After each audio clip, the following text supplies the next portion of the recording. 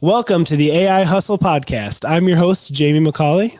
And I'm your host, Jaden Schaefer. Every week, we break down the latest in AI news and different things that you can essentially use to create side hustles using AI. We interview, experts in the field. Today, we're going to break down some really interesting different news stories that have come out all around newsletters. This is an area that Jamie and I both have a little bit of experience in.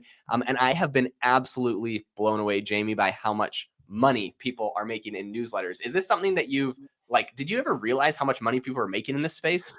I didn't until recently. We have a YouTube channel with about 135,000 subscribers. And I recently realized that I need to be building something that's outside of, a social media platform. And so our email list is currently at about 2,000, but we released a digital product recently and we're able to have a really high conversion rate with the email list. So I'm just now starting to realize I wish I would have started building my list years ago, but yeah, it's a pretty powerful tool. Yeah, absolutely mind blowing because I've dabbled with it. I have one newsletter list for Self Pause, my AI life coach app that we kind of built around the users of that. And it's I think it's over 80,000 users or whatever. And we've done some stuff with it, but I didn't quite realize the power of these newsletters and how much money you can make on them until recently. So there's a new article that recently came out on Fast Company. And the title of the article is Why Newsletters Are Set to Be the Hottest Side Hustle of 2023. I think it was actually earlier this year. So, obviously that's oh yeah, whatever. It's the hottest side hustle everything is. Okay, I was reading this article and I was blown away. Listen to this. They said, newsletters have been around for decades, but have recently resurged in popularity. In 2020, Insider, Business Insider, the website, purchased a majority stake in Morning Brew. So Morning Brew is like a newsletter I actually am subscribed to, and they just it's kind of I think one of the bigger newsletters. They just share news pretty much. Anyways, they got a majority in stake in newsletter, which at the time had 4 million subscribers, and the price that they bought into it, it valued it at $75 million, which is crazy. And in the next year, HubSpot acquired The Hustle, which had 1.5 million subscribers, for $27 million. Is this not insane to you? Is this just me?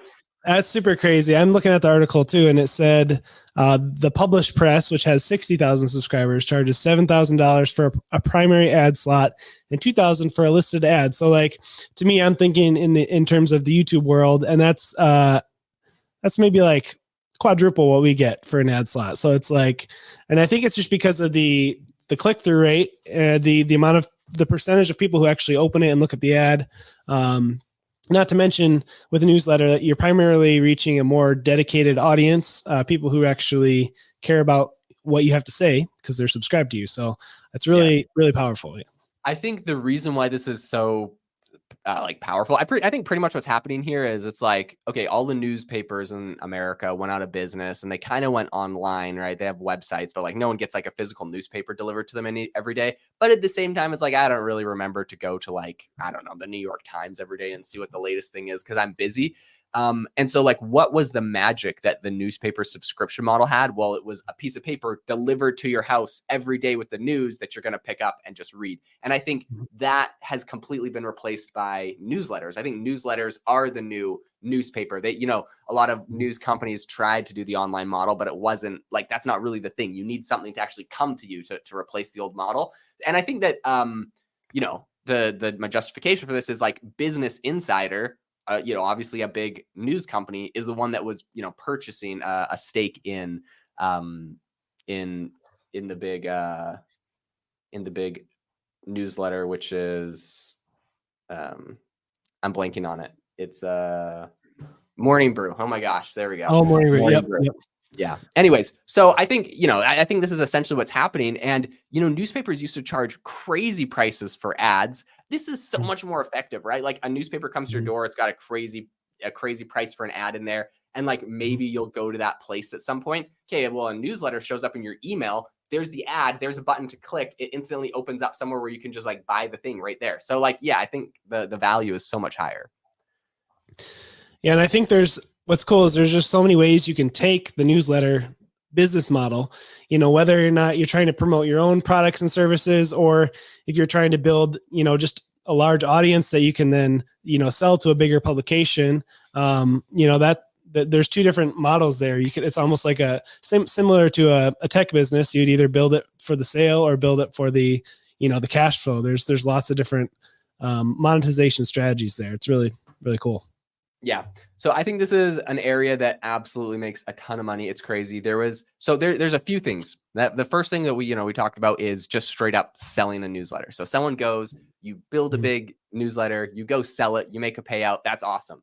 The other one I wanted to talk about is that there's a company called 6 a.m. City, and they, I think, are helping like newspapers to essentially have their own newsletter. And they're in talks right now to raise money. And the reason I bring this up is because this business model right now is being treated as like a software company, right? Like it's raising money, it's growing its subscriber base, it's running these ads. And in something that like newsletters, I guarantee like 5 years ago, no one would be like that's not a serious business. Like, sure, it's cool, but it's not like a business. It's like a serious business where like they're raising money, they're selling for crazy amounts of money. And then the other thing I wanted to talk about was there's a couple different ways you can do this, right? Like if someone's trying to start a newsletter side hustle, of course you can start collecting emails and send it out through an email platform. I personally highly recommend this is the way people must do this. There's other options which seem like alluring or tempting, but I would just say be very cautious. So there's two. One is Substack and one is LinkedIn. I personally have a LinkedIn newsletter. It's got 2,000 people subscribed to it. So that's super fun for me. And I think when I do a new newsletter on there, it gets sent to people's emails. So that's cool. But the problem is you do not own the email list. LinkedIn doesn't tell me the emails of the people subscribed to my newsletter. So they can change their algorithm. They can decide not to send out my thing. I have no control over that. So I just hate building an audience on a platform that you don't really have control over. And email seems to be the number one way in the world of all the platforms, Instagram, everything else, where you can literally own your audience and you can take them from platform to platform or place to place. And no one's going to block you from or ban you from, sending an email. You're not going to get deleted, whatever. You could go to a new email sender and send your email, your newsletter. So that's what I would highly recommend. That being said, though, I think Substack might do some things where they give you your email list. So I would double check on that. But I got to tell you this because this is crazy and I'd love to get your opinion on it. Substack, there's a new article that says top 27 highest earning Substack newsletters generate $22 million a year. To me, wow, that is crazy. This is on Substack, right? So you can make your subscriptions right there on, on the website or whatever. That's crazy. Yeah. So crazy. So they list out the top ones, and I think that they're based off of how much it publicly says how many subscribers there are and then what the price of being a subscriber is. So I think you pay to be a subscriber. Get this. So there's one called Letters from an American. Apparently it's making $5 million a year. Wow. Just in subscriptions. This isn't even advertisers, right? So that's the cool thing. You have the advertiser model, which if you're making your own thing, you're doing, the Hustle or Milk Road. You can kind of do the advertiser model, but then there's the one where people just pay to subscribe to on something like Substack, and that's $5 million. There's one called The Pragmatic Engineer, 1.5 million, Lenny's Newsletter, 1.5 million, Bulwark Plus, $1 million, The Fifth Column, $1 million plus, The Free Press, 800,000, Slow Boring, 800,000. These are crazy numbers for a newsletter, and this probably isn't even these people's only job. They write a newsletter, cool, but I'm sure they got podcasts and businesses and products and they have things they do beyond just making millions of dollars off of newsletters.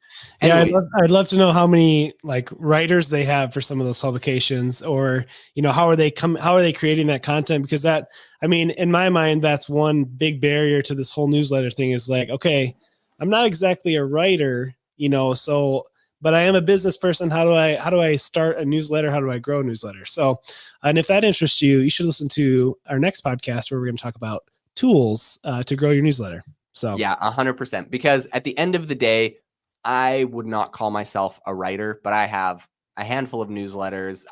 The podcast we're talking all day, every day, right? And so the secret here, I think, for a lot of people, regardless of how much of a writer you are, if you're interested in the side hustle, is there's so many different AI tools that can help you out a ton in this regard. So yeah, I mean, I just wanted to kind of on this podcast talk a little bit about how much money is being made in this space, how people's perception is shifting around this. You know, newsletters is absolutely, this is something that I think I first heard about from, you'll hear it on the My First Million podcast a lot.